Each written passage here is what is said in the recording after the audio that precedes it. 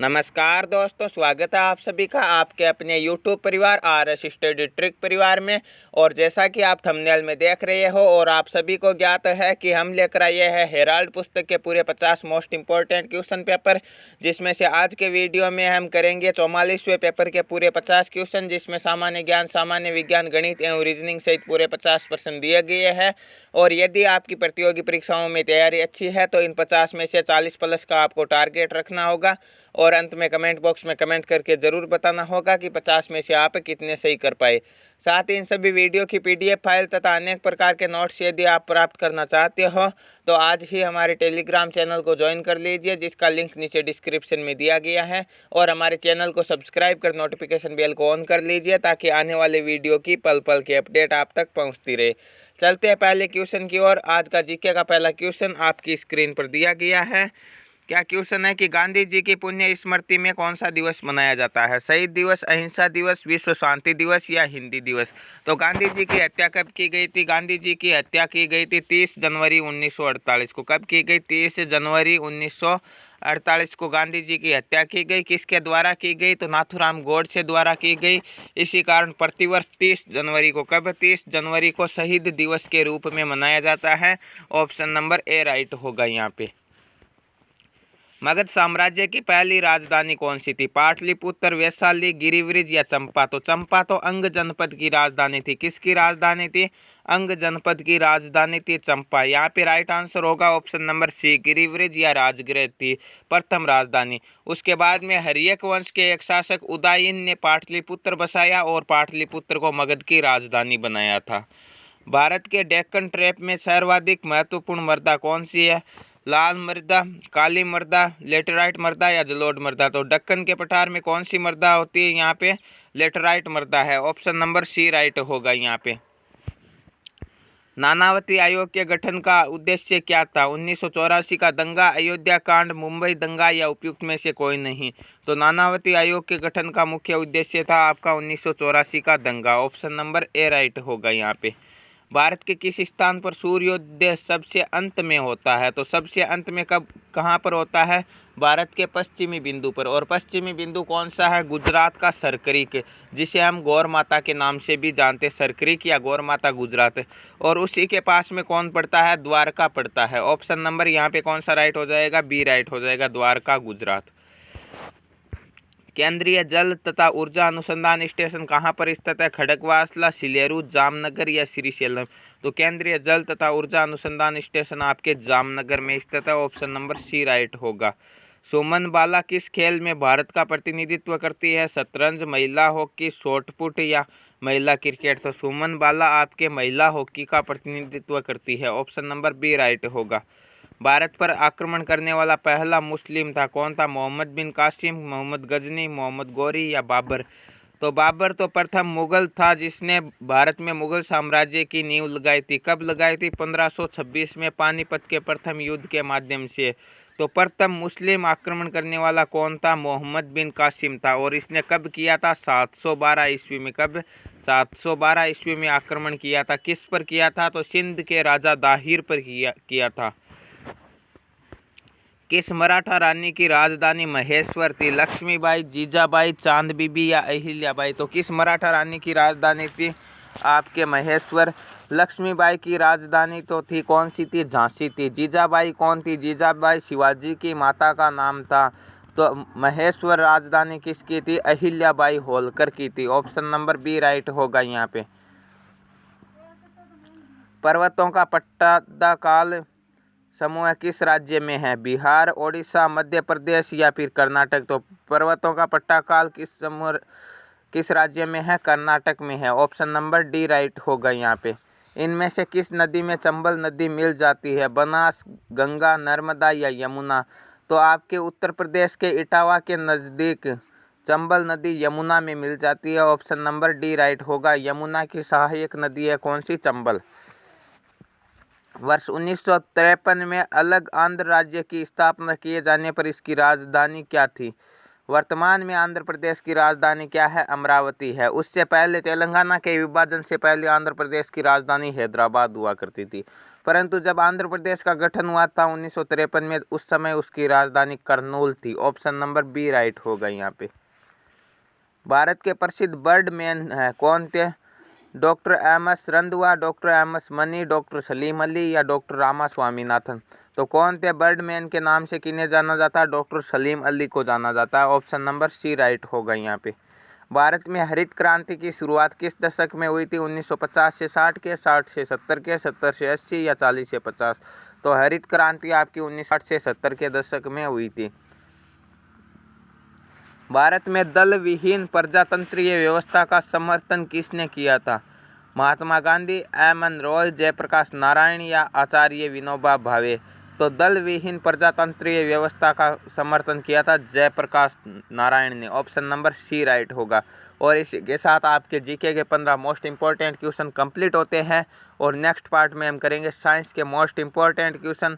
विज्ञान का पहला प्रश्न आपकी स्क्रीन पर दिया गया कि गोबर गैस में मुख्यतः है क्या है? सभी को पता है कि कार्बन डाइऑक्साइड नहीं है, मोनोऑक्साइड भी नहीं है, हाइड्रोजन सल्फाइड भी नहीं है। क्या होता है? गोबर गैस में मुख्यतः मीथेन होती है। सेल्सियस एवं फ़ारेनहाइट थर्मामीटर्स किस तापमान पर समान पठन दर्शाते? किस तापमान पर दर्शाते हैं? तो माइनस के 40 डिग्री पर समान दर्शाते हैं। कौन सा होगा यहाँ पे? ऑप्शन नंबर ए राइट होगा। साधारण नमक का सामान्य स्रोत होता है। साधारण नमक का रासायनिक नाम क्या होता है? सोडियम क्लोराइड होता है, जिसका सूत्र क्या होता है? सूत्र होता है NaCl। और इसका सामान्य स्रोत क्या होता है? इनमें से बॉक्साइट, हेलाइट, पाइराइट या कैल्साइट। तो यहाँ पे ऑप्शन नंबर बी राइट होगा, हेलाइट होगा। नेक्स्ट क्वेश्चन है, नींबू के रस में पाया जाता है एसिटिक अम्ल, लैक्टिक अम्ल, सिट्रिक अम्ल या टार्टरिक अम्ल। तो एसिटिक अम्ल किस में पाया जाता है? एसिटिक अम्ल पाया जाता है सिरके में, ठीक है। लैक्टिक अम्ल पाया जाता है आपके दही में। तो नींबू के रस में कौन सा अम्ल पाया जाता है? साइट्रिक अम्ल पाया जाता है। ऑप्शन नंबर सी राइट होगा। निषेचन के बिना फलों का विकास कहलाता है क्या कहलाता है? प्रसुप्ति, बासंतीकरण या वर्नालाइजेशन, अनिषेक फलन या असंगजनन। तो क्या कहलाता है निषेचन के बिना फलों का विकास? यहाँ पे ऑप्शन नंबर सी राइट होगा, अनिषेक फलन कहलाता है। किस विद्युत चुंबक बनाने के लिए सर्वाधिक उपयोग धातु है? किसका उपयोग किया जाता है विद्युत चुंबक बनाने के लिए? मृदु लोहा, इस्पात, निकल या कोबाल्ट। तो विद्युत चुंबक के लिए सॉफ्ट आयरन या नरम लोहे का प्रयोग किया जाता है। ऑप्शन नंबर ए राइट होगा। कैथोड किरणें हैं किस प्रकार की है? विद्युत चुंबकीय तरंगें, कण की धारा, इलेक्ट्रॉन की धारा या विकिरण। तो कैथोड किरणें आपके इलेक्ट्रॉन की धारा होती है। ऑप्शन नंबर सी राइट होगा। इनमें से कौन सा लौह चुंबकीय धातु है? निकल, क्वार्ट्ज, बिस्मथ या एल्यूमिनियम। तो लौह चुंबकीय धातु कौन सा है? इनमें से निकल है। ऑप्शन नंबर ए राइट होगा। तांबे को परिष्कृत किया जाता है किससे किया जाता है? भर्जन से, विद्युत अपघटन से, ऑक्सीकरण से या जौन परिष्करण से। तो तांबे को किससे परिष्कृत किया जाता है? विद्युत अपघटन से परिष्कृत किया जाता है। ऑप्शन नंबर बी राइट होगा। ऊनी वस्त्रों से शरीर गर्म रहता है। क्यों गर्म रहता है? क्योंकि ऊन क्या होती है? ऊष्मा की कुचालक होती है और वह क्या कार्य करती है कि वो ऊष्मा को बाहर नहीं आने देती है। शरीर की जो ऊष्मा होती है उसे बाहर नहीं आने देती है, इसीलिए क्या होता है? शरीर गर्म रहता है। तो कौन सा होगा? ऊन शरीर के तापमान को नहीं बढ़ाता, ऊन ऊष्मा का कुचालक है, तो ऊष्मा शरीर से बाहर नहीं जाने देता। ऑप्शन नंबर बी राइट होगा यहाँ पे। किलोवाट घंटा किसकी इकाई है? ऊर्जा, शक्ति, विद्युत आवेश या विद्युत धारा। तो किलोवाट घंटा आपके ऊर्जा की इकाई है। ऑप्शन नंबर ए राइट होगा। प्रकाश की गति निर्भर है किस पर निर्भर है? जड़त्व के साथ साथ प्रत्यास्थता, केवल माध्यम की प्रत्यास्थता, केवल माध्यम की जड़त्व पर, या फिर न तो प्रत्यास्थता और न ही जड़त्व पर। तो प्रकाश की गति न तो प्रत्यास्थता पर निर्भर है और न ही जड़त्व पर निर्भर है। ऑप्शन नंबर डी राइट होगा। वायुमंडलीय दाब को मापने में इनमें से किस उपकरण का प्रयोग किया जाता है? थर्मामीटर, बैरोमीटर, स्पेक्ट्रोमीटर या पायरोमीटर। तो थर्मामीटर का प्रयोग तो किया जाता है तापमान मापने में, और बैरोमीटर का प्रयोग किया जाता है वायुमंडलीय दाब को मापने में। यहाँ पे ऑप्शन नंबर बी राइट हो जाएगा इस क्वेश्चन का। जीवन की रचनात्मक एवं प्रकार्यात्मक इकाई क्या होती है? उत्तक, ऑर्गन, कोशिका या उपयुक्त में से कोई नहीं। तो प्रत्येक सजीव की मूलभूत संरचनात्मक इकाई कोशिका होती है। ऑप्शन नंबर सी राइट होगा। पौधों का भोजन फैक्ट्रीज कहाँ होता है? जड़ों में, तनों में, पत्तियों में, सांसों से। तो पौधे भोजन किससे बनाते हैं? प्रकाश संश्लेषण से, क्लोरोफिल की उपस्थिति में। और क्लोरोफिल किस में होता है? पत्ती में। ऑप्शन नंबर सी राइट होगा यहाँ पे। श्वेत रक्त कण एवं लाल रक्त कणों की उत्पत्ति होती है, कहाँ पर बनती है? श्वेत रक्त कण और लाल रक्त कण दोनों ही अस्थि मज्जा में बनती है। ऑप्शन नंबर सी राइट होगा यहाँ पे। समान प्रकृति के आवेश पर परस्पर क्या होते हैं? समान प्रकृति के आवेश पर प्रतिकर्षित होते हैं, आकर्षित नहीं होते। ऑप्शन नंबर बी राइट होगा। रेशम के रगड़ने पर कांच की छड़ किस प्रकार की हो जाती है? ऋणावेशित, धनावेशित, कोई आवेश उत्पन्न नहीं या इनमें से कोई नहीं। तो रेशम से रगड़ने पर कांच की छड़ धनावेशित हो जाती है। ऑप्शन नंबर बी राइट होगा। किसी आवेशित वस्तु से आवेश को पृथ्वी में भेजने की प्रक्रिया को क्या कहते हैं? अनावेशन, भूसंपर्कण, विसर्जन या इनमें से कोई नहीं। तो आवेश को पृथ्वी पर भेजने को भूसंपर्कण कहते हैं। ऑप्शन नंबर बी राइट होगा। तड़ित है, क्या तड़ित है? विसर्जन, विद्युत आवेशन, विद्युत संचयन या इन उपरोक्त सभी। तो क्या है तड़ित? इनमें से विद्युत विसर्जन है। ऑप्शन नंबर ए राइट होगा। इसके साथ ही आपके साइंस के मोस्ट इम्पोर्टेंट क्वेश्चन कंप्लीट होते हैं। नेक्स्ट पार्ट में हम करेंगे गणित के अति महत्वपूर्ण प्रश्न। गणित का पहला प्रश्न आपकी स्क्रीन पर दिया गया है। क्या प्रश्न दिया गया है कि एक वर्गाकार बंजर भूमि की परिधि 208 मीटर है। ठीक है, वर्गाकार है तो वर्ग की परिधि का सूत्र होता है 4 गुणा भुजा बराबर दिया गया है 208। ठीक है, तो भुजा कितनी आ जाएगी? 4 का भाग देंगे 208 में, 5 चौके 20 और 2 चौके 8, 52 मीटर की भुजा हो जाएगी उसकी। आगे क्या दिया गया है? चारों ओर 2 मीटर चौड़ा रास्ता है। ठीक है, तो 52 मीटर की एक भुजा है, तो ये एक वर्गाकार हो गया। ये भी 52 की, ये भी 52 की, प्रत्येक 52 की। इसके चारों ओर 2 मीटर चौड़ा ये रास्ता बनाया गया है। अब 2 इधर से बढ़ेगा, 2 इधर से बढ़ेगा, कुल कितना बढ़ जाएगा? 4। तो 52 और 4 कितना हो जाएगा? 56 मीटर। तो बाहर वाले वर्ग की भुजा आ जाएगी 56, अंदर वाले की आ गई 52। ठीक है, रास्ते सहित भूमि के चारों ओर बाड़ लगानी है। यहाँ पे चारों ओर बाड़ लगानी है। ठीक है, ये बाड़ लगानी है, तो ये कितनी हो जाएगी? ये परिधि हो जाएगी 4 इंटू भुजा। तो पहले 52 थी भुजा, अब 56 हो गई, तो 56 इंटू 4, 56 को हमें गुणा करना 4 से। और 1 मीटर का खर्च दिया गया 12.5, तो कुल खर्च कितना आएगा? इसे 12.5 से गुणा कर लेंगे। ठीक है, 12.5 को 4 से गुणा करेंगे तो आएगा 50, 50 को 56 से गुणा करेंगे 10, 6 पंजे 30, 25 और 3 28, तो 2800 रुपये लगेंगे। ऑप्शन नंबर सी राइट होगा यहाँ पे। 1655 रुपये और 90 पैसों को अमित, विपिन और चंद्रा को बीच इस प्रकार बांटा गया कि अमित को मिलने वाले प्रति 2 रुपये पर विपिन को 3 रुपये मिलते। ठीक है, तो यह कहा था कि अमित, विपिन और चंद्रा 3 व्यक्ति हैं। अमित को 2 रुपये मिलते हैं तो विपिन को 3 मिलती है, तो यह अनुपात हो गया 2:3। आगे क्या दिया गया? विपिन को 4 मिलने पर चंद्रा को 3 मिलते हैं। यदि विपिन को 4 मिलते हैं तो चंद्रा को 3 मिलते हैं। यह अनुपात हो गया 4:3। जहाँ पर कुछ नहीं है पास वाला लिख दो, यहाँ पे कुछ नहीं, ये पास वाला 3 लिख दो, यहाँ पे कुछ नहीं है तो ये पास वाला 4 लिख दो। अब इन्हें गुणा करवा कर नया अनुपात बना लो। 4 दूने 8।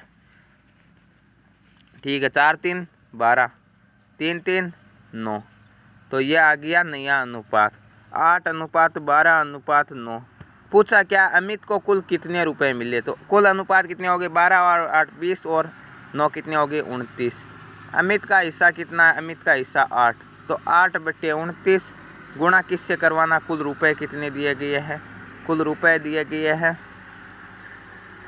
8/29 गुणा दिया गया है, कुल रुपए दिए गए 1655.90। अब भाग देना है 1655 में, किसका भाग देना है? 29 का भाग देना है। कितनी बार जाएगा ये तो हमें देखना होगा। तो 165 है, सर्वप्रथम 5 बार जाएगा सीधा सा। 29 पंजे कितने होते हैं? 30 पंजे 150 होते हैं, तो 29 पंजे 145 होते हैं, 5 बार जाएगा। 165 में से 45 घटाएंगे तो कितना बचेंगे? 65 में से 45 घटाएंगे तो बचेंगे 20। आगे वाले 5 उतार तो 205 है। तो 210 में 30 का भाग जाता है 7 बार, 7 ही 21 होते हैं, तो इसका भी 7 बार जाएगा। कितना आएगा? 203 आएगा, 7 बार भाग जाएगा। 205 में से 203 घटाएंगे 2 बचेंगे। ठीक है, 2 बचेंगे। तो अब हमें क्या करना है? 2 बचेंगे तो आगे वाले 9 उतार दो, पॉइंट लगा दो, पॉइंट के बाद की संख्या 1 कितना हो जाएगा 29 एकम 29.0। तो 57.10 को गुणा करवाना है 8 से, कितना आएगा 0 8 8 सत्ते 56 8 पंजे 40 और 5 कितने हो जाएंगे 45। तो 456 रुपये और 80 पैसे। ऑप्शन नंबर कौन सा राइट होगा? 456 रुपये और 80 पैसे। यहाँ पे ऑप्शन नंबर ए राइट हो जाएगा। उस वर्त की त्रिज्या क्या होगी जिसका क्षेत्रफल 5 मीटर और 12 मीटर त्रिज्या वाले दो वर्तों के क्षेत्रफल के योग के बराबर है। वर्त का क्षेत्रफल का सूत्र क्या होता है? Pi R square H, sorry pi R square होता है, पाई आर स्क्वायर एच नहीं होगा, ठीक, वो तो बेलन का आयतन हो जाएगा। पाई आर स्क्वायर बराबर क्या कहता है कि यहाँ पे दो वर्त दिए गए, पाई आर स्क्वायर, इसकी आर हो जाएगी 5 तो 5 का स्क्वायर प्लस यहाँ पे हो जाएगी पाई गुणा 12 का स्क्वायर। अब दोनों में पाई है तो यहाँ पे पाई कॉमन आ जाएगी, कोष्टक में क्या हो जाएगी 5 का स्क्वायर प्लस 12 का स्क्वायर, यही होगा। तो यहाँ पे पाई से पाई कैंसिल, ये आर स्क्वायर बराबर क्या हो जाएगा 5 का स्क्वायर 25, 12 का स्क्वायर 144, जोड़ेंगे तो कितना हो जाएगा 169। और ये स्क्वायर हटाने के लिए सामने वाले का वर्गमूल, और 169 किसका वर्ग होता है 13 का। तो उस वर्त की त्रिज्या आ जाएगी 13 metre. Option number A right होगा। 60 किलोमीटर प्रति घंटा की दर से गतिमान 750 मीटर लंबी ट्रेन एक सिग्नल पोस्ट को पार करने में कितने सेकंड का समय लेगी? ट्रेन सिग्नल पोस्ट को पार कर रही हो या व्यक्ति को पार कर रही हो या खंबे को पार कर रही हो, दूरी क्या होगी जो ट्रेन की लंबाई है? दूरी दी गई 750, चाल दी गई 60 किलोमीटर प्रति घंटा, समय निकालना है। 4 किलोमीटर प्रति घंटा में चाल के विपरीत में 18/5 से गुणा करवा दो, ठीक है। 0 से 0 काट देंगे। अब हम क्या करेंगे 5 से इसे काट देंगे कितनी बार 15 बार, 6 से ये कट जाएगा 18 3 बार, 15 को 3 से गुणा करेंगे 45 सेकंड का समय लगेगा। ऑप्शन नंबर डी राइट होगा। ए ने एक वस्तु को 22.5% लाभ पर बी को बेचा, बी ने उसी वस्तु को 7.5% लाभ पर सी को बेचा, सी ने उस वस्तु के लिए 5,267 रुपये और 50 पैसे दिए, ए ने वह वस्तु कितने रुपए में खरीदी? सी खरीदता है 5,267 रुपये और 50 पैसे में, और ये इसके कितने में पड़ी है? वह बी उसे 7.5% लाभ में बेचता, मतलब 100/7.5% लाभ का मतलब 107.5, क्योंकि कुल 100% होता है। और बी को ए कितने में बेचता? 22.5 लाभ के बराबर, तो 100 बट्टे क्या करेंगे 122.5, यही होगा। 1 और 2 से पहले पॉइंट है, 1 और 2 से पहले पॉइंट हटा दो। अब हम इन्हें काट लेते, काट कर सरल कर लेते। देखिए 25 का भाग इसमें भी जाएगा इसमें भी जाएगा, 25 से काटते, 25 दूने 50, कितने शेषफल बचेंगे? 52 में से 2 50 घटाएंगे 2, 26, 26 में 25 एक कम 25, एक शेषफल बचेगा 7 उतारे, तो 17 में भाग नहीं जाएगा, भाग टूट कर 0 लग जाएगा, पॉइंट लगाएंगे और कितना होगा 175। 175 में हो जाएगा 25 सत्ते 175, 0, सॉरी दशमलव नहीं लगेगा, दशमलव तो पहले ही हटा दिया था हमने, ठीक है। तो 21,070 बार भाग जाएगा, और यहाँ पे 25 का कितनी बार जाएगा? 25 चौके 100, 7 बचेंगे, 25 3 75, 43 बार भाग जाएगा, ठीक है। अब हम इन्हें काट लेते हैं, किससे काटेंगे? इसे काट लेते हैं 25 से, 25 से ये कट जाएगा, कितनी बार कट जाएगा? 25 से 100 कट जाएगा 4 बार, और ये 25 से कट जाएगा, कितनी बार कटेगा? 122 है तो 4 बार ही कटेगा, 25 चौके 100, 22 शेषफल बचेंगे, 2 उतारेंगे तो 25 9 225, 49 बार।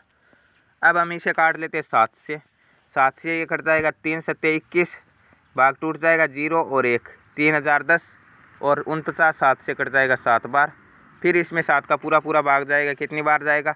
4 सत्ते 28, 2 शेषफल बचेंगे, 7 3 21, 430 बार, और 43 से 430 10 बार कटेगा।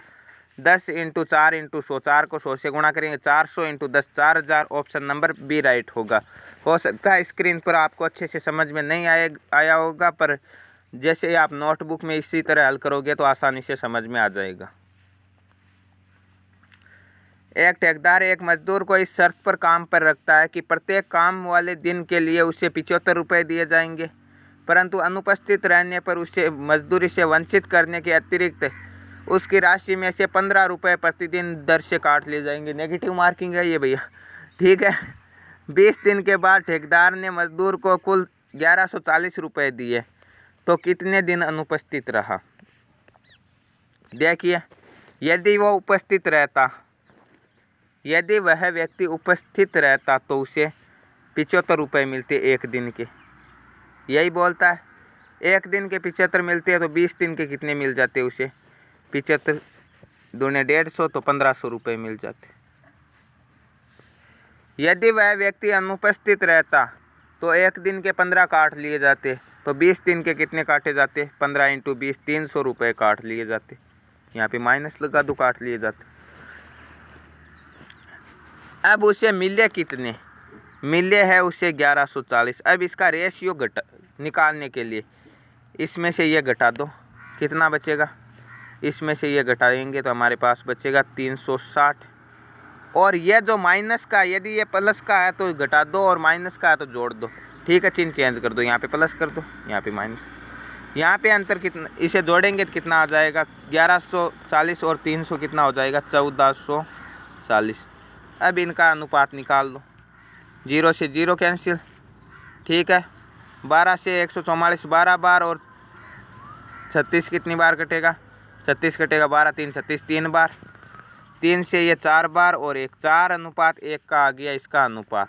अब पूछा क्या है?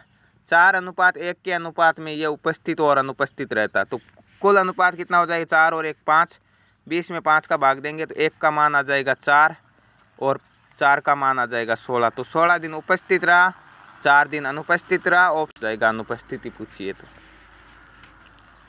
एक कक्षा के 60 विद्यार्थियों में से 35 गणित पढ़ते हैं, 20 गणित और रसायन शास्त्र दोनों पढ़ते हैं, तो केवल गणित कितने पढ़ते हैं? केवल गणित पढ़ते हैं आपके 35 में से 20 घटा लेंगे तो कितने पढ़ेंगे? 15 ही बचेंगे।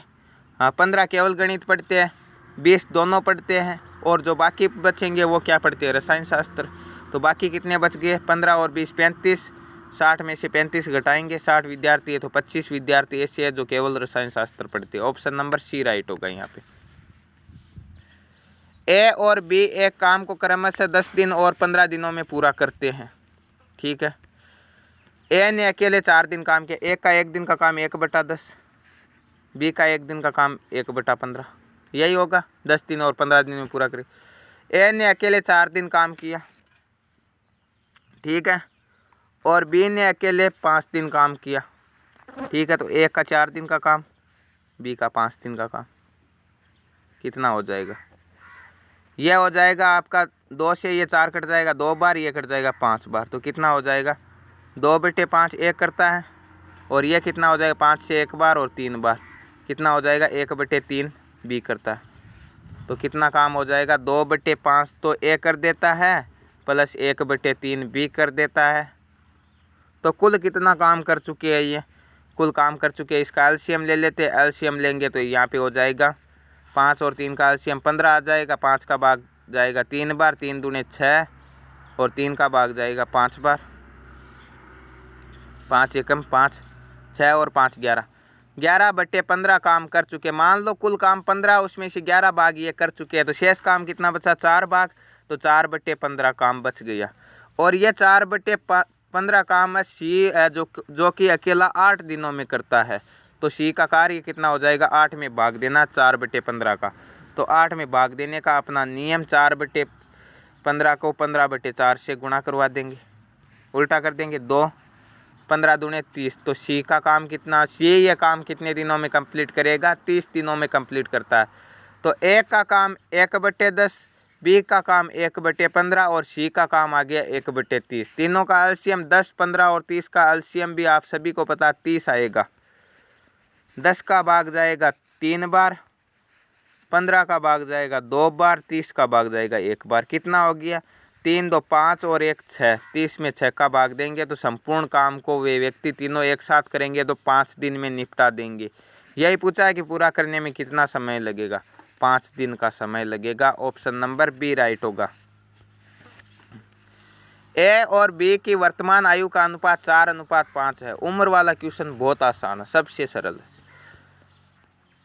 और 5 वर्ष बाद ये अनुपात 5:6 हो गया। तो नया अनुपात 4:5, सॉरी पुराना अनुपात, नया अनुपात 5:6। कुछ नहीं करना, सीधा सीधा वज्र गुणा कर दो। 6 चौके 24, 5 पंजे 25। क्या करना, नए अनुपात का अंतर 5 और 6 का अंतर 1, वज्र गुणा का अंतर 25 और 24 का अंतर 1, और गुणा किससे करवाना, कितने वर्षों बाद या कितने वर्षों पहले, 5 वर्ष बाद है 5। ठीक है, तो यहाँ पे 1 से 1 कैंसिल होगा, 1 ही आएगा तो 5 होगा। 1 का मान 5 आएगा तो 4 का मान कितना हो जाएगा, 500 के 20, 5 का मान हो जाएगा 500 के 25। तो कितना हो जाएगा, किसकी पूछी, एक की वर्तमान आयु 20 वर्ष, बी की 25 वर्ष। ऑप्शन नंबर बी राइट हो जाएगा यहाँ पे। 8x² - 18x + 9 का गुणनखंड होगा। गुणनखंड करना है, कुछ नहीं है, 18 के ऐसे 2 टुकड़े करने हैं, जिन्हें जोड़े या घटाए तो 18 आना चाहिए, और गुणा या भाग करे तो ए और सी का गुणनफल, मतलब 8 और 9 का गुणनफल कितना होता है, 8 9 में 72 आना चाहिए। ठीक है, तो 10 और 8 18 होते हैं, परंतु गुणा करेंगे तो 80 आएगा। 11 और 7 भी 77 होते हैं, थोड़ा और नीचे आना पड़ेगा, हमें 72 लाना। तो 12 और 6 78 होते हैं, और 12 छक्के 72 भी होते हैं। तो बिल्कुल 8x हम इसे इस प्रकार लिख सकते हैं, -12x और -6x। 12 और 6 18 हो जाएंगे, और 12 छक्के 72 हो जाएंगे, कोई फर्क नहीं पड़ेगा, +9।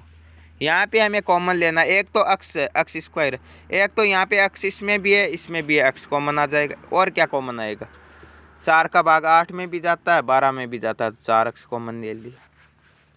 4 का भाग 8 में 2 बार, अक्स स्क्वायर में अक्स का भाग अक्स बार, माइनस का अक्स से अक्स कैंसिल, 12 में 3 बार भाग जाएगा। आगे वाला कोष्टक भी सेम हूबहू आना चाहिए। कॉमन क्या लेना होगा, कॉमन लेना होगा आपको, क्या लेना होगा, माइनस के 3 कॉमन ले लेते हैं। ठीक है, 3 का भाग इसमें भी जाता है, 9 में भी जाता है, 6 में जाएगा 2 बार x, माइनस के 9 में 3 बार। तो एक तो कोष्टक के अंदर से ले लो 2x - 3, एक बार वाली ले लो 4x - 3, 2x - 3, 4x - 3 जिस ऑप्शन में है वह राइट होगा। 4x - 3 तो है, परंतु यहाँ पे प्लस आ गई, ये तो हो भी नहीं सकते दोनों। 2x - 3, 4x - 3, option number D right होगा यहाँ पे। कितने समय में 3% साधारण वार्षिक ब्याज की दर से 8000 का ब्याज उतना ही होगा जितना 4% वार्षिक ब्याज की दर से 5 वर्ष में 6000 का होगा। ठीक है, तो 4 पहले इसका निकाल कर देख लेते हैं, तो हमें पता चल जाएगा ब्याज कितना आएगा। 4% की दर से 5 वर्ष में 6000 का पूछा, तो समय इंटू मूलधन इंटू दर, यही होता है ब्याज का सूत्र बटे 100। 2 0 से 2 0, यहाँ पे कितना आ जाएगा, 500 के 20, और 20 को 60 से गुणा करेंगे तो 1200, तो 1200 रुपये ब्याज का आएगा। अब आपको बार बार बताया गया, यदि ब्याज दिया गया, मूलधन दर और समय तीनों में से 2 चीज़ दी गई है, तो ब्याज को सीधा सीधा गुणा करवाना 100 से, और बाकी जो 2 चीज़ें हैं उसका भाग देना। क्या पूछा, 3% से 8000 का, तो 3 गुणा 8000, और जो पूछा वो आ जाएगा अपने आप निकल के। क्या होगा, 2 0 से 2 0 कैंसिल, ठीक है, इस 0 से ये 0 कैंसिल। 3 का भाग 120 में 40 बार, और 8 का भाग 40 में 5 बार, तो 5 वर्षों में समय भी बराबर है। ऑप्शन नंबर कौन सा राइट हो जाएगा, 5 वर्ष सी राइट हो जाएगा। नेक्स्ट क्वेश्चन क्या दिया गया है कि 16 आदमी किसी काम को 24 दिनों में पूरा कर सकते हैं, 48 बच्चे उसी काम को 16 दिनों में पूरा कर सकते हैं। पहले क्षमता देख लेते, 16 × 24 एक आदमी का आ जाएगा, बराबर करके देखते हैं, 48 × 16 एक बच्चे का आ जाएगा। 16 से 16 कैंसिल, 24 दूनी 48, तो एक आदमी 2 बच्चों के बराबर काम करता है, इतना हमने देख लिया। अब आगे हमें क्या निकालना है, एक आदमी 2 बच्चों के बराबर काम कर सकता है, 12 पुरुषों ने उस काम को प्रारंभ किया, ठीक है, तथा 14 दिनों के बाद 12 बच्चे भी उनमें शामिल हो गए। अब ये कितने दिनों में इस काम को पूरा करे, तो एक आदमी एक काम को कितने दिनों में कर सकता है, 16 × 24 दिनों में कर सकता है। आगे क्या पूछा है कि 12 आदमी उसी काम को कितने दिनों में पूरा कर लेंगे, पहले तो हमें ये देखना है। तो 12 आदमी 12 दूने 24, और ये कर देंगे 16 दूने 32 दिनों में पूरा कर देंगे, परंतु ये 12 आदमी 14 दिनों तक तो काम करते हैं, और बाकी शेष कितने दिनों का बच जाएगा? 18 दिनों का। अब ये 12 आदमी 18 दिनों में काम कर लेंगे, क्योंकि 32 में से 14 घटाएंगे तो 18 दिनों में इस काम को कर सकते हैं। परंतु अब करेंगे कितने? 12 तो पुरुष है और 12 बच्चे और शामिल हो गए। बच्चे, एक बच्चे का 2 बच्चों का मतलब 1 पुरुष, तो 12 बच्चों का मतलब 6 पुरुष, तो 12 और 6 18। 18 से 18 कैंसिल, 12 दिनों में कंप्लीट कर देंगे बच्चे और शामिल होते ही। ऑप्शन नंबर कौन सा राइट हो जाएगा? ए राइट, सॉरी डी राइट हो जाएगा। 12 दिनों में कंप्लीट कर देंगे। 18 दिनों का तो था, परंतु 12 बच्चे शामिल हो गए तो 12 दिन में कंप्लीट कर देंगे। नेक्स्ट क्वेश्चन,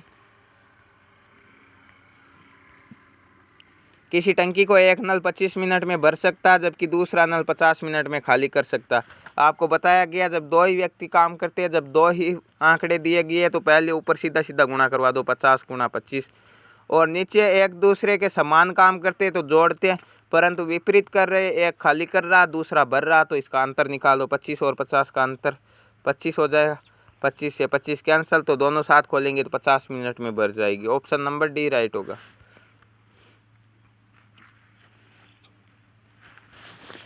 200 सैनिकों की टुकड़ी के लिए 24 सप्ताह के लिए भोजन की व्यवस्था थी, ठीक है। प्रथम सप्ताह के बाद 80 सैनिकों की एक और टुकड़ी इसमें शामिल हो गई। अब प्रति व्यक्ति को प्रतिदिन 900 ग्राम की जगह 750 ग्राम भोजन दिया जाता है। अब कितने दिनों तक ये भोजन व्यवस्था चलेगी? देखिए 200 सैनिक है और एक सप्ताह कंप्लीट हो चुका है। ये बोल रहा है कि प्रथम सप्ताह के बाद 24 थे तो 23 होगी, और एक सप्ताह में कितने दिन होते हैं? 7 होते हैं, 7 से गुणा करवा देंगे। और पहले कितना देता था? 900 ग्राम देते थे, 900 से गुणा करवा दो। अब हमें क्या करना है? अब और कितने आए? 80 सैनिक और आए, तो कितने सैनिक हो गए? 280 हो गए। उनके लिए देखना हमें, ठीक है। और कितने दिनों के लिए पूछा? भोजन कितना कर दिया गया? 900 की जगह कर दिया गया 750, तो हमें पता चल जाएगा कितने दिनों के लिए है। 0 से 0, इस 0 से ये 0, 7 एकम 7, 7 चौके 28, 4 बार। 4 से ये कितनी बार कटेगा? 4 से ये कट जाएगा आपका 20 बार, सॉरी 20 कट जाएगा 4 से 5 बार, तो यहाँ पे 5, इस 200 का काम कंप्लीट, 4 का काम कंप्लीट। अब यहाँ पे हमें क्या करना? 5 से ये 1 बार और ये 5 से कट जाएगा 15 बार, और 15 छकड़े 90, 6 बार। बचा क्या? केवल 23 बचा, यहाँ पे 6 बचा। 6 को 23 से गुणा करेंगे तो कितना आएगा? 138। तो 138 दिनों तक ये भोजन चलेगा। ऑप्शन नंबर सी राइट होगा। नेक्स्ट क्वेश्चन और आज के वीडियो का लास्ट क्वेश्चन आपकी स्क्रीन पर दिया गया है। 20 लीटर के मिश्रण में दूध और जल 5:3 के अनुपात में है। अगर प्रस्तुत मिश्रण के 4 लीटर को 4 लीटर दूध में प्रतिस्थापित किया जाए तो नए मिश्रण में दूध व जल का अनुपात हो। ये क्या बोलता है कि यह 20 लीटर का एक मिश्रण है, 5:3 के अनुपात में दूध और जल है, ठीक है। अब यह कहता है कि इस मिश्रण में से 4 लीटर निकालना। पहले 4 लीटर निकालेंगे तो मिश्रण कितना बचेगा? 16 लीटर का, और इसमें 5:3 के अनुपात में दूध और जल है, मतलब 5 लीटर दूध है तो 3 लीटर जल है, टोटल 8 होते हैं। तो हम कह देंगे 10 लीटर दूध है तो 6 लीटर जल होगा। 5 दूने 10, 3 दूने 6, यही होगा। 16 भी होता है, ये हो गया। अब यह कहता है कि यह तो हूबहू है। अब वो जो 4 लीटर निकाला था उसमें 4 लीटर दूध डाल दो, ठीक है। तो यहाँ पे केवल दूध में 4 लीटर बढ़ाना, पानी वही रहेगा, तो 6 लीटर पानी रहेगा, 10 और 4 14 लीटर दूध रहेगा। अनुपात क्या हो जाएगा? 14:6, 2 से 7 बार, और 2 से कट जाएगा ये 3 बार, तो नया अनुपात आ जाएगा 7:3। कौन सा राइट होगा यहाँ पे? ऑप्शन नंबर सी राइट होगा। तो ये थे आज के वीडियो के पूरे 50 most important question. Next part में हम लेकर आएंगे 45वें पेपर के पूरे 50 क्वेश्चन, और इस प्रकार ये सीरीज़ पूरे 50 पेपर सेट तक चलती रहेगी। रोज़ाना समय पर वीडियो पाना चाहते हो तो चैनल को सब्सक्राइब कर लीजिए, नोटिफिकेशन बेल को ऑन कर लीजिए, ताकि आने वाले वीडियो की पल पल की अपडेट आप तक पहुंचती रहे। मिलते हैं नेक्स्ट वीडियो में, तब तक के लिए थैंक यू, धन्यवाद।